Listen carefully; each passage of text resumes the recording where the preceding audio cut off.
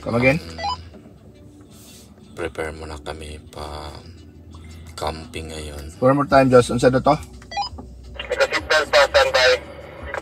Copy. Si Jojo ang driver. Ayan si Ami. Yung asawa niya si Josh sa kabilang sasakyan. At saka si Malu. Morning. Good morning. Good morning. Excited na para camping for the rest of our tour hanggang August 2. So ito yung preparation namin. Daming karga sa likod saka sa kabilang sasakyan. Let us pray. Yes. Heavenly Father, bless our trip. Guide us always. Make us alert and focus on whatever things that we are doing. Give us good health and may this trip fruitful one and safe one. Yes, we ask to Christ our Lord. Amen. Okay. So alis na kami papuntang bukid ngayon for the rest of our tour until August 2. Okay. We'll find it better or exciting for our tour. Ito ang first stop namin dito sa Norway. Snowboarder, Boller and Bruce. So ito agad yung makikita mo dito. Maganda din siya. Ang dami kasing fjords dito sa Norway. So ewan ko kung isa ito sa mga fjords dito or lake lang siya. Ang ganda. Kaya ito yung view nakikita mo dito.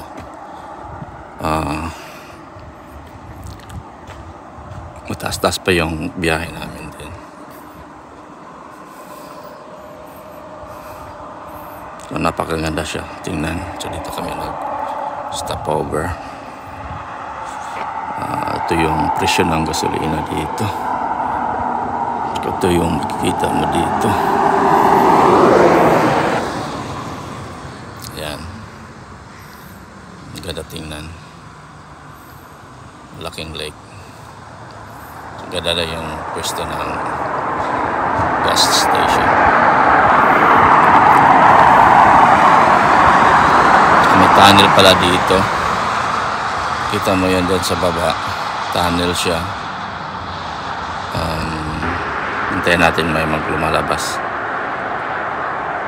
Hilig kasi yung Norway ng tunnel. So sa taas hindi nila na sinisira yung bukid. Tsaka may bahay na maganda doon or maybe restaurant. Tsaka makikita mo to. Doon kami nag standby yung dalawa na sasakyan. Yan, first step namin dito. Lapit tayo. Yeah. Dalawang sasakyan dito. Ito yung sasakyan ni Josh, anak ni Joe. Tsaka sa dito ni Mamansi. Okay, go Joe. Go. Ito yung area na masarap yung bread nila, no? Spabular. Spabular. At yung lake na yan, hindi siya fjords. Tawag niyan is Mjøsa. Mjøsa, okay. One of the biggest lake in Norway. Pero marami din yung kayak or... Yeah, may mga camping din dyan. May camping din ito. Mga boats din.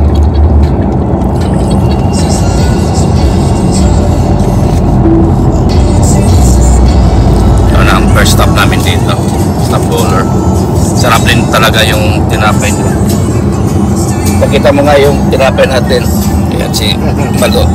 Ayan, yung tinapay natin saan yun? Napakasarap. Ayan. Wow. Yan o. Sarap ng Oh, yan. Yan yung gusto polar ng bread. Sarap yan. Si Ami. Si Jojo. Tsaka may tunnel ko na dyan dito. Sarap no? Sarap. Sarap ng bread nila. Then pag-abot sa mismo, dito na nakapunod kay wala yung supercharger sa Geranger. Just enough para makaabot after sa Geranger, makaabot na sa street na may supercharger dito.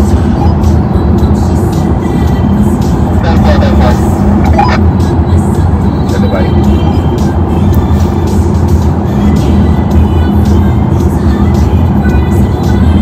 Pergisono na siya. Saan na siya? Wait. Murag wheat. The only wheat for the harvest. They're waiting Ay, for the wala harvest. sa sini. Di ba beach, no? Oo.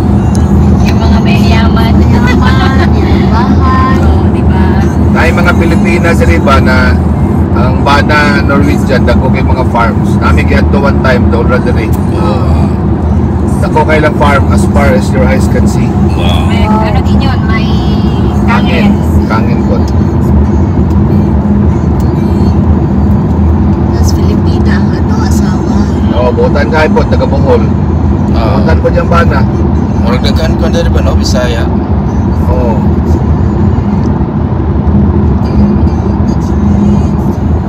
Tadi hinog na niyo.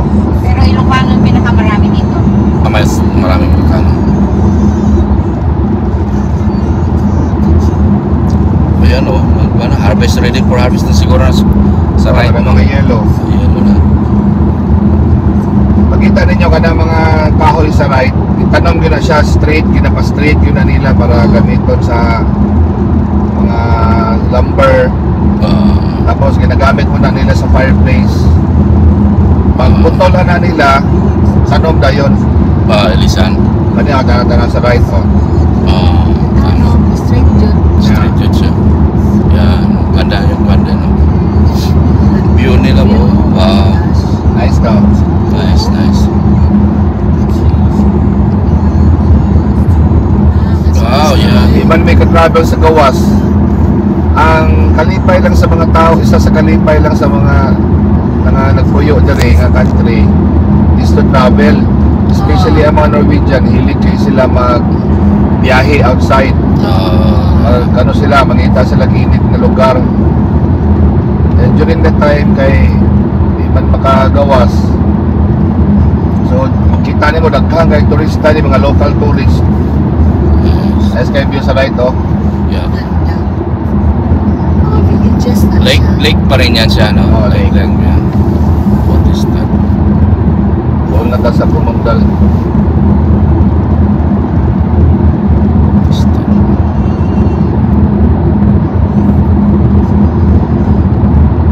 Siya, kanang suok na kasagaran naging kurinti niya na kalsada. May wifi.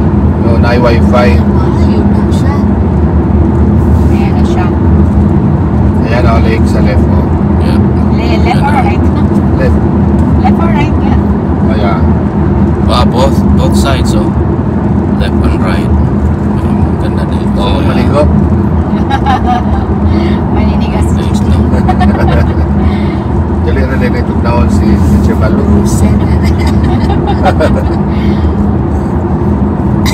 We are now entering Hamar, another city. Oh, yes. Hamar. Kumuna city ba? Nice. Common is Hamar. City. Ayan. Municipality. Municipality of Hamar. Murag ang Lillehammer dali ang city, no? Dahil lang farmhouse, oh, mga old nila ng farmhouse. Yeah.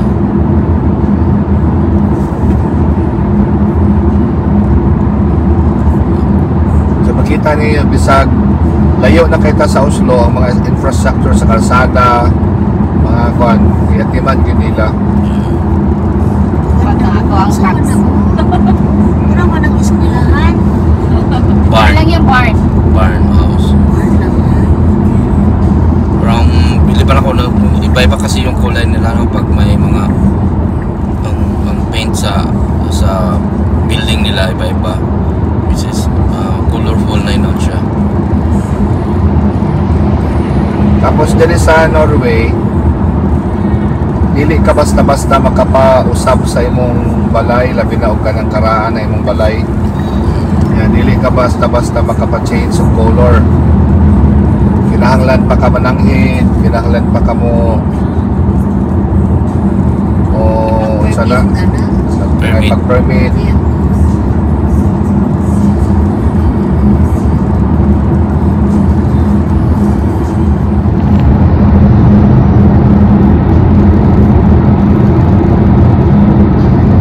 Diyos babot sa Benstra.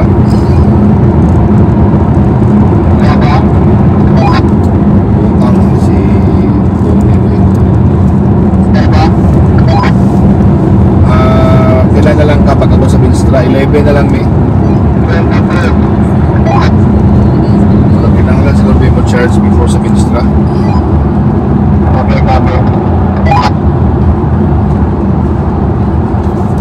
Ganda. Nag-autopilot man ka, paki-check daw before Benstra. Wala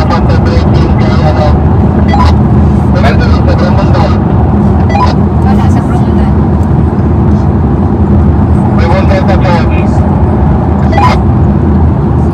After sa Lillehammer, unsa may sunod? Ganda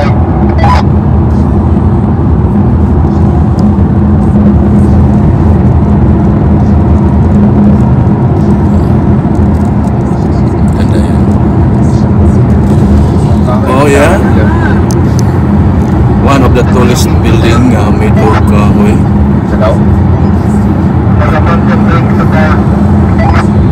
Si Unin kay naka-cross control po tapos mo sa di. Oh, it's the hotel, no? Bali, 50. Hotel made of wood.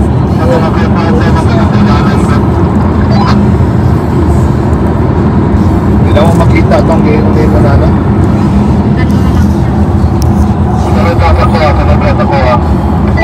Sige, para mapulihit pa.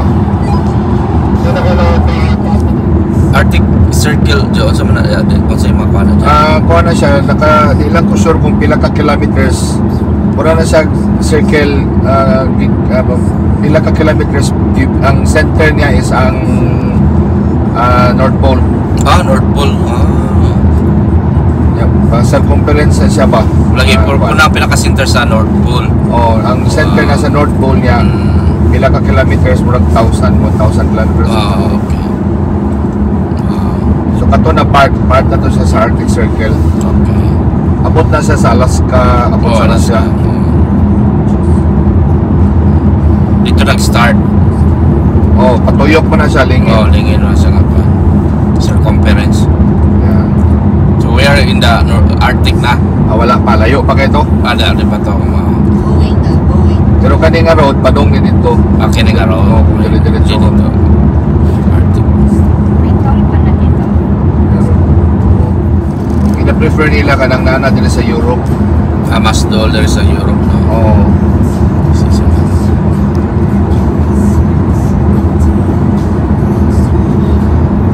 So usually wet yun ang ilang pan sa farm. With strawberry. Strawberry pa rin. Kanya, tapos poultry. Ang poultry nila nala sa Soja Building. Ang mga manok ay kakitagadlaw. Baka ng mga nagkod siguro, no? Ang mga pulang.